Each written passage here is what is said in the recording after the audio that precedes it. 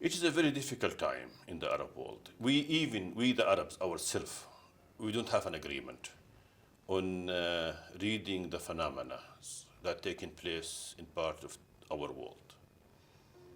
For example, I'm a strong believer that this Arab Spring is true in nature, and it had to happen because of the accumulated mistakes and collapse of the old Arab system. There are other writers, other Arab politicians who think we should adhere or try to preserve and bring back the old system. So we have a disagreement. The old system, I think, had proven to be false, failed. Arab Spring and the people going on the street is a proof of that failure. So in order for us to speak to the world about our problems, we have to reach a consensus among ourselves. Okay, maybe it is difficult for us to reach a consensus. Then I will choose a subject where we and the world agree on. For example, put an end to the war in Syria. Why should we overcomplicate that? We should make it simple. There's a war in Syria. Let's try to put an end to it. Let's try to order a ceasefire there. I do that in my writing, trying to simplify matters, especially if I write in a foreign newspaper,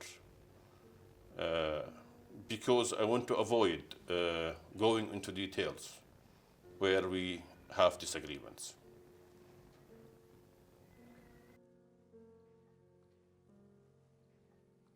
Most of our problems in the Arab world are a result of the lack of both dialogue and pluralism. Each group claims that it owns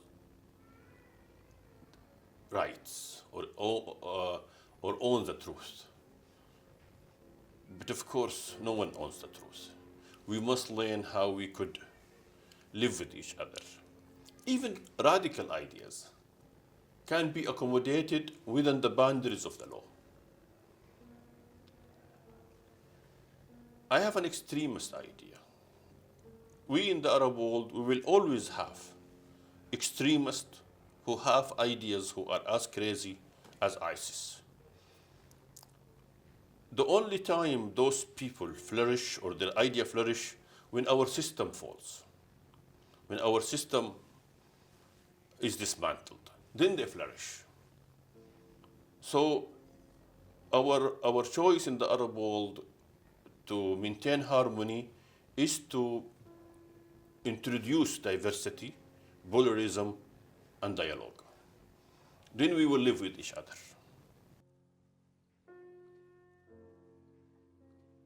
I am very pessimistic about that. I don't see a solution in the new horizon. It will take a very long time. The Middle East is being reborn again. But rather than the midwife at the end of the bed is administering the birth, we are fighting around the birth of the new Middle East. We don't have an agreement on what to do with the new Middle East. So that makes more difficult, more misery.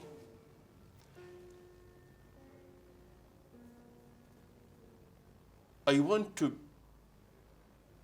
would like very much to see an international and a regional understanding of the situation, like a new Yalta, like a plan for future Middle East.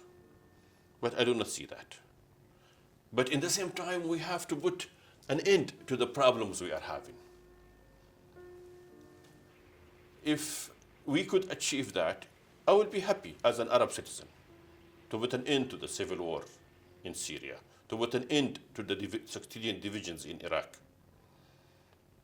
But I would be happier if we can develop a later day plan, because then the new Middle East that will come out after the dust settled down in Syria and Iraq and elsewhere, and Lebanon, and even Egypt and Libya, should not be like the old system, because the old system has failed.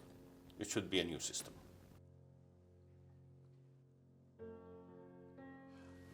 I like the idea of the Common Action Forum. It's an important opportunity for us, the Arabs particularly, because for the first time I had an opportunity to meet and sit with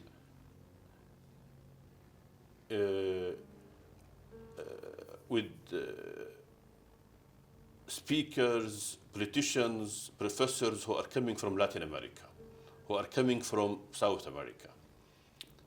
There are similarities between us in the Arab world and Argentina and Brazil.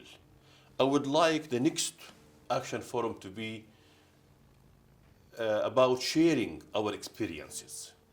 We in the Arab world, we are coming from dictatorship into democracy with difficulties. They, in South America and Latin America, they also come from dictatorship into democracy, and it took them maybe 30 or 40 years with up and downs. We need next time to exchange notes about their experience. Maybe we could learn something from that.